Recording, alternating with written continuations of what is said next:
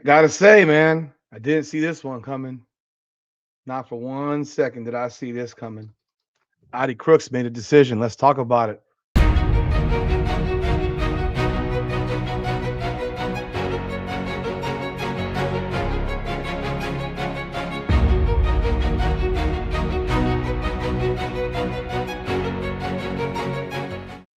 Wow.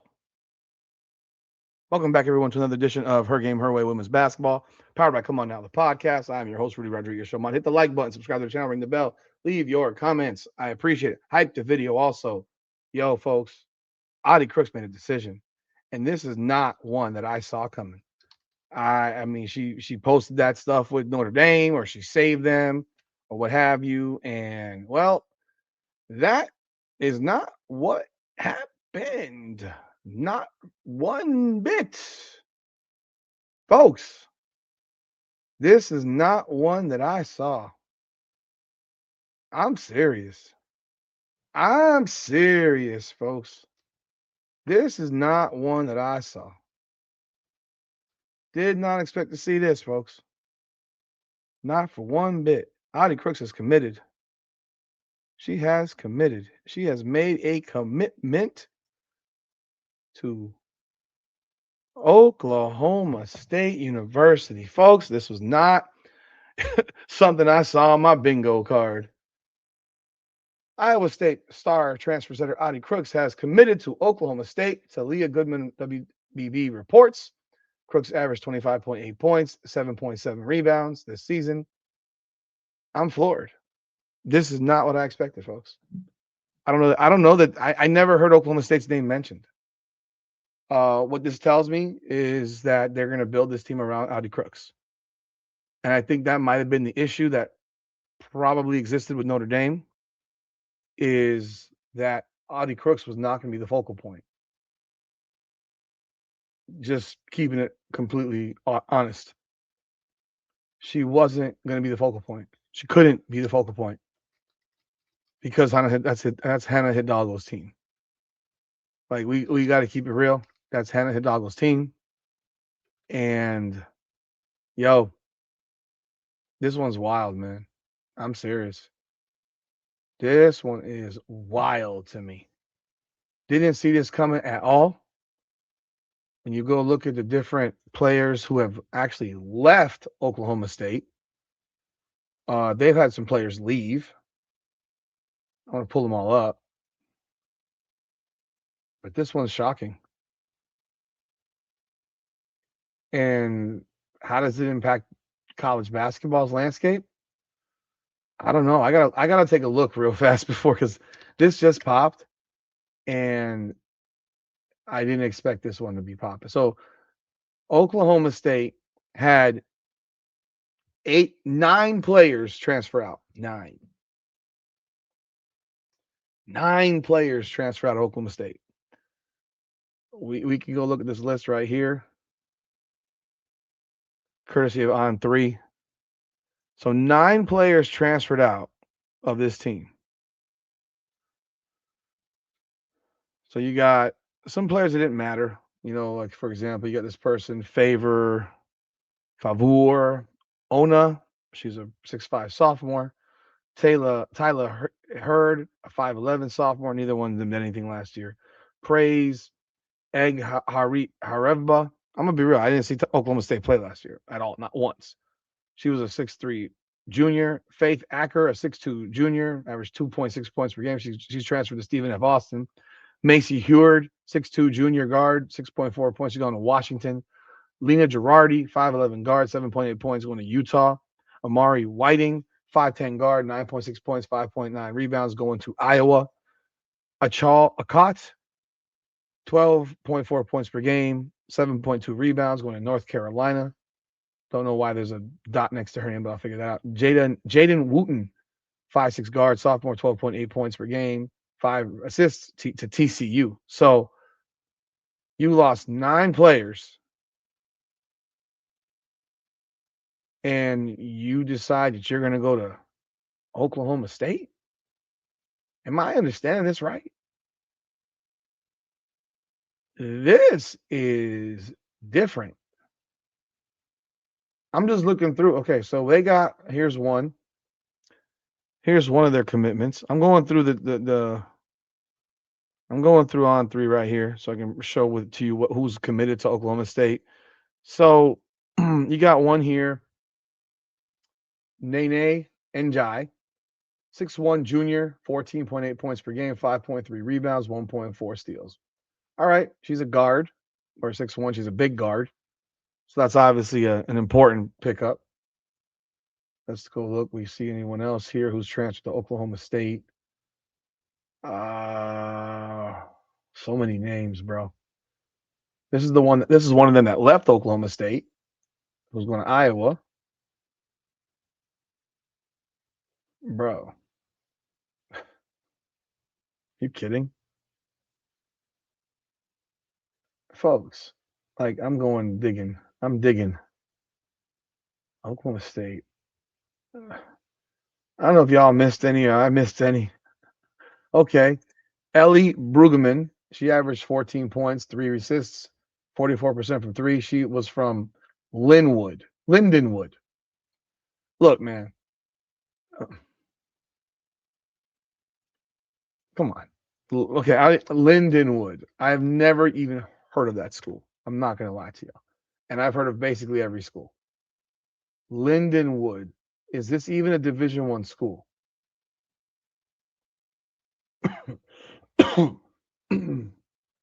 Is Lindenwood basketball even Division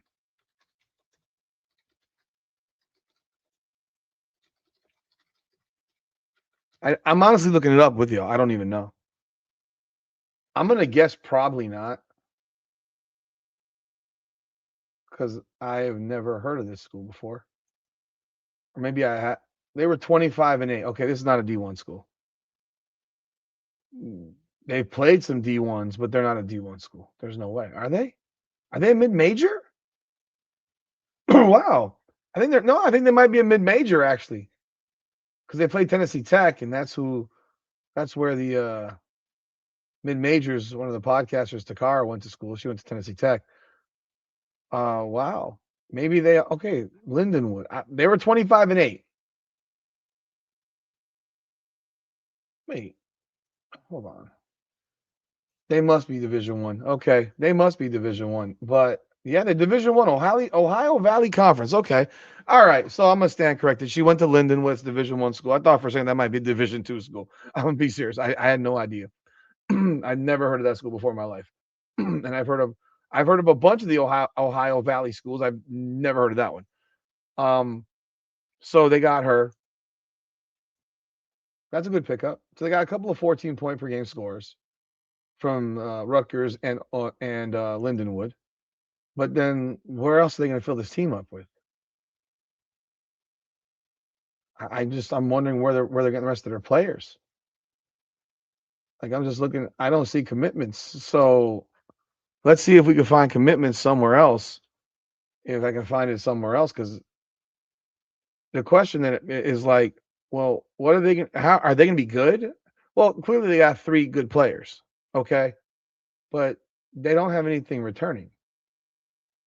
They don't have anything coming back. Let's look at Oklahoma State last year. Yo, I'm serious, folks. I'm doing this with y'all. I mean, I can't imagine that everybody knows every team in women's college basketball. I don't even know what their record was last year, bro. Seriously. I don't even know what their record was. Oklahoma State, Big 12. Oklahoma State was 12-6, 24-10 overall. Okay. They weren't bad. So she's transferring in conference, which is weird. I've always thought that in conference transfers are weird. I'm like, this is a team you played. I don't get it.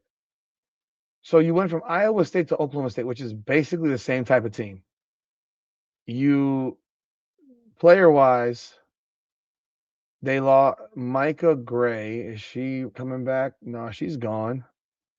I presume she's gone. She's a senior.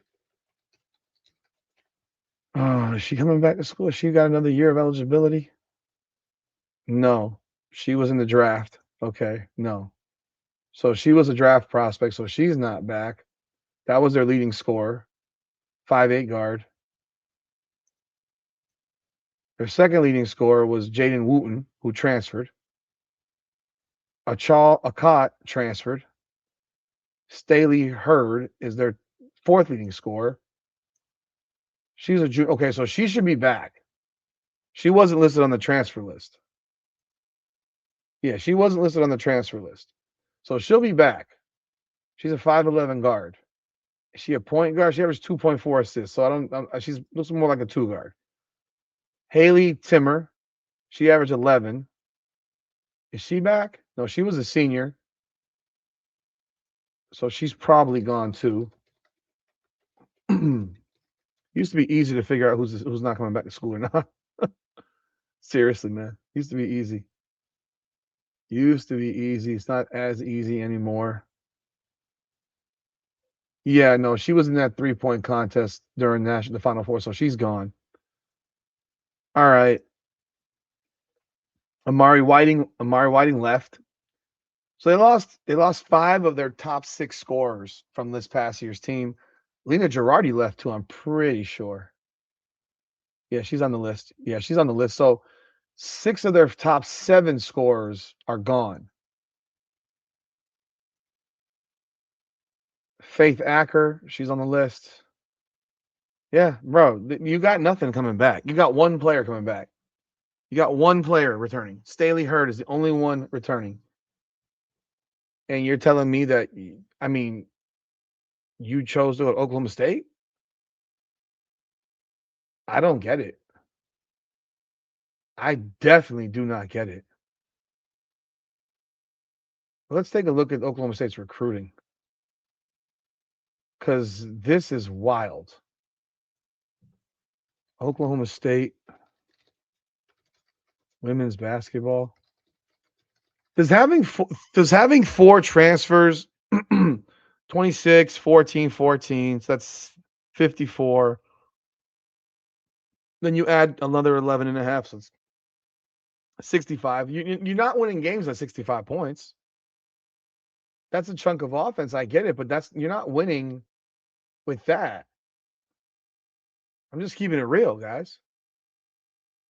Like I'm not an expert on Oklahoma State basketball. I'm not. But to see that that Audi Crooks transferred to Oklahoma State. So they were better than Iowa State last year. Yet they beat Iowa State by 28. And then they beat Iowa State by 11. So they beat Iowa State both times this past season. But only one player from that team is coming back. Like if you told me that they had a bunch of people coming back, I'd say okay, but they lost almost their entire team. So you're going to be running back with a bunch of new people trying to create chemistry. And you have a team that got gutted.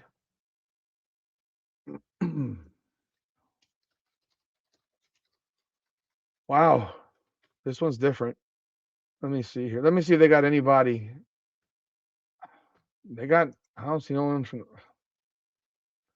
folks, man. This is crazy. Mets. They don't even what? I don't even know that who they got coming in at this point, folks. They got offers out there to people in the port. They have no freshmen that looks like coming in. Or if they do, they're not listed. So I'm just giving you what I'm looking at.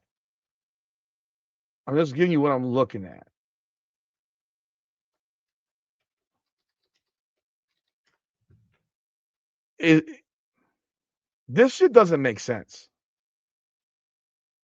And I hate to sound so befuddled in this one, but it doesn't make sense, but it doesn't make sense, but it makes sense.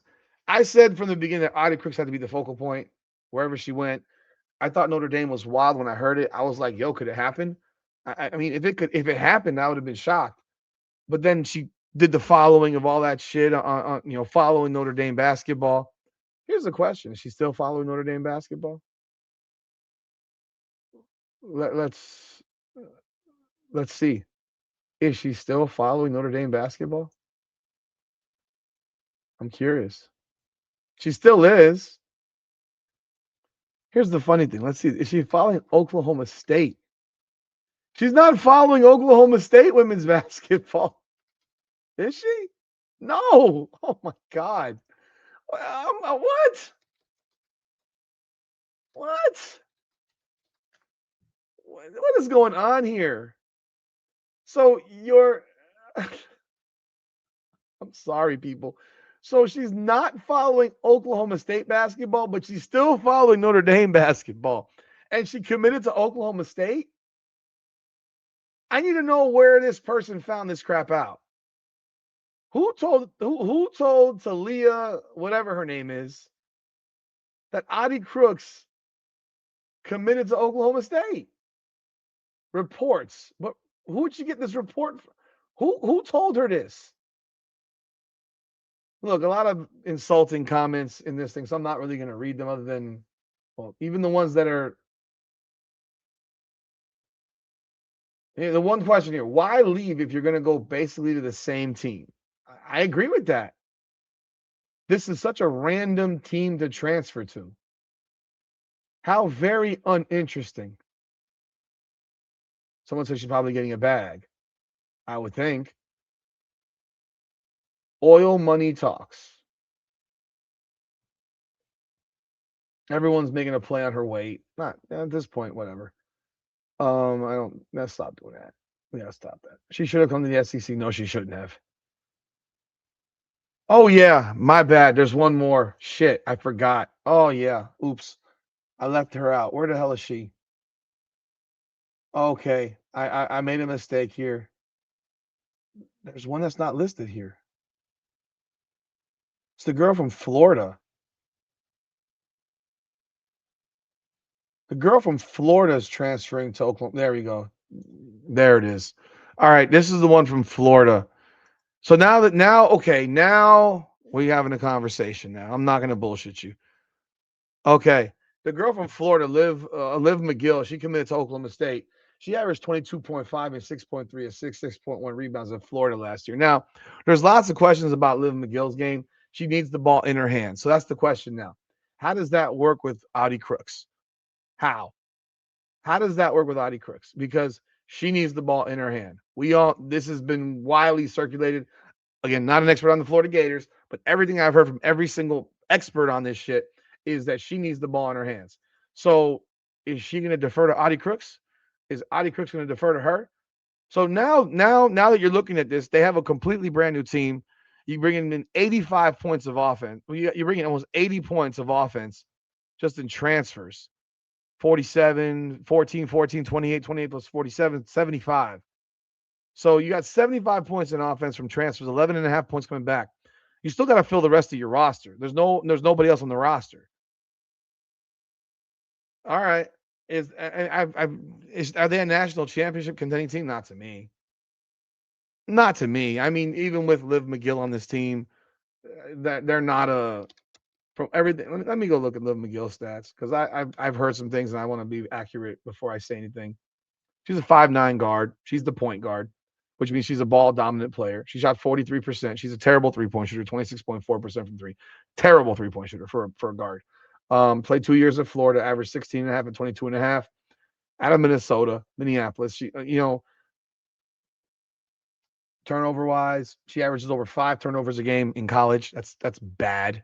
6.3 assists. So she basically has a 1-to-1 assist to turnover ratio. That's bad. Like there's nothing good about that. She took 19 shots per game. She's not going to take that many shots playing with Audi Crooks. There's no way. There's no way. Now the question now comes up: how good is this team? I'm gonna be real. I have no idea. I don't know. They got players, but how does this all mesh together? You have a ball dominant point guard, folks, and you are on a team now with Audi Crooks, who needs the ball in offense to be effective. How do they manage that? Remains to be seen. Because if you have a ball dominant player like Liv McGill, and taking 19 shots a game. And Audi Crooks is a little bit slower and needs to get in the paint to be effective. And Audi Crooks took 16 shots a game, but she was at a very high percentage. You got to give her an opportunity to get down the court. And you turn the ball over a lot. She's loose with the ball. 5.3 turnovers on 6.3 assists. That's loose with the ball. Yeah, I'm a little bit like I'm gonna give you a comparison now, just for the sake of it. For the sake of it, because to point out something that's clear. The most ball dominant, um,